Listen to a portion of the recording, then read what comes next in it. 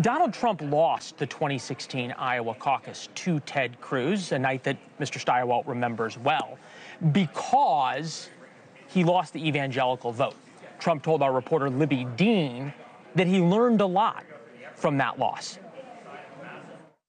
2016, we had tremendous support, but we really didn't have a ground game. We had never done that before.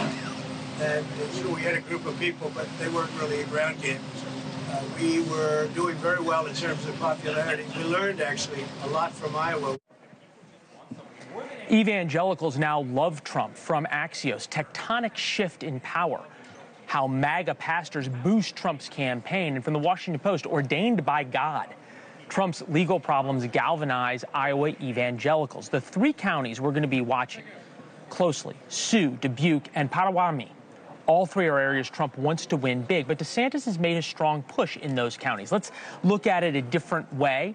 We managed to get through Chris Steyerwalt's interview without any food references. I will give you one myself. Evangelical voters have a choice between New Coke, which is Ron DeSantis, versus regular Coke, that being the former president.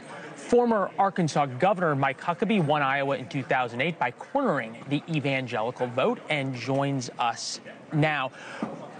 Governor, what do you make has changed so much in 8 years that the evangelical vote that was so Trump skeptical, so much so that in the general election he had to bring on Mike Pence, is now Trump's base? I think a lot of people don't understand that evangelicals are not monolithic. They don't vote as a bloc. They don't even vote solely on religious issues. They are unapologetically pro-life. That is incredibly important. And they're pro-Israel. Those are the two political issues that define them. But for the most part, evangelical voters are middle-class voters. They vote on the issues that affect them at the dinner table.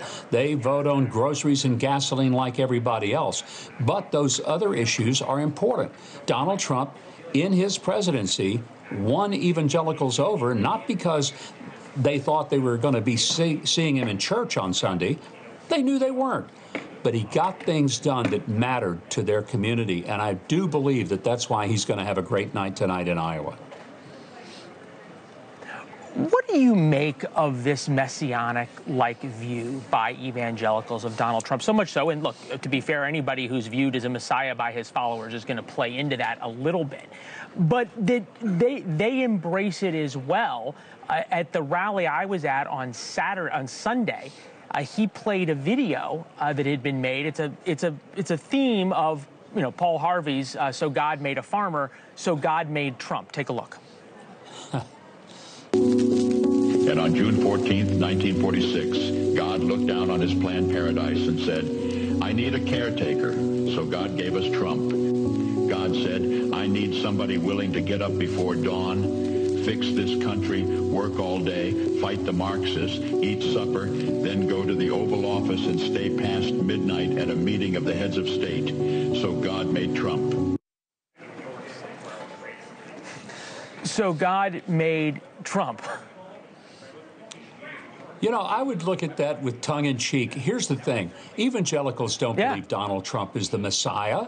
They don't believe that. Now, you want to go back a little bit? There were a lot of Democrats who really did believe, and maybe still do, that Barack Obama was the Messiah. But evangelicals don't put some kind of messianic view toward Donald Trump. They just want someone who will be effective, who will fight for their rights of basic religious liberty, and for the most part, have a government that leaves them the heck alone. And that's what they haven't had with some of the Democrats like Joe Biden, who wants to force some of his social agenda on churches, church camps, Christian universities. They know what's at stake, and they watch what's happening to Donald Trump.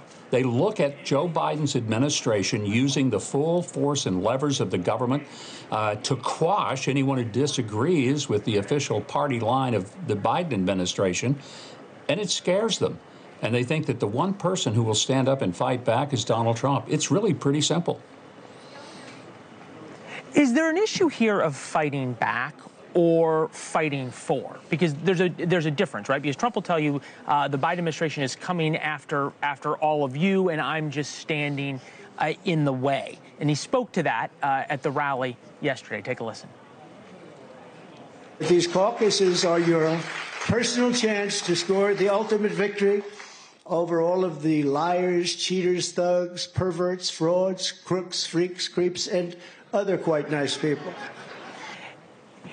In 2016, he ran on issues that mattered to the forgotten voters, right? That Obama had scorned for 8 years, the deplorables, whatever, those who cling to their guns and religion. Is there a lane to run, though, for retribution? Well, I think he had an interview the other night on Fox News. He was very clear. He said, no, I don't have time for retribution. That's not what I'm going to be doing. I thought it was a brilliant way that he phrased it. Will he try to reverse some of the trends that are, quite frankly, really, truly a threat to the democracy that we hear about all the time, the threat to the democracy? My gosh, I hope so, because if we don't have a Justice Department that treats people equally, the country's gone. And I think a lot of people recognize that, whether they're evangelical voters or not. But what Donald Trump really can do is not just fight for all those American people, those workers who stand on hard concrete floors every day and lift heavy things, and he's fought for them, and they know it. And he made their paychecks better by the policies that he instituted.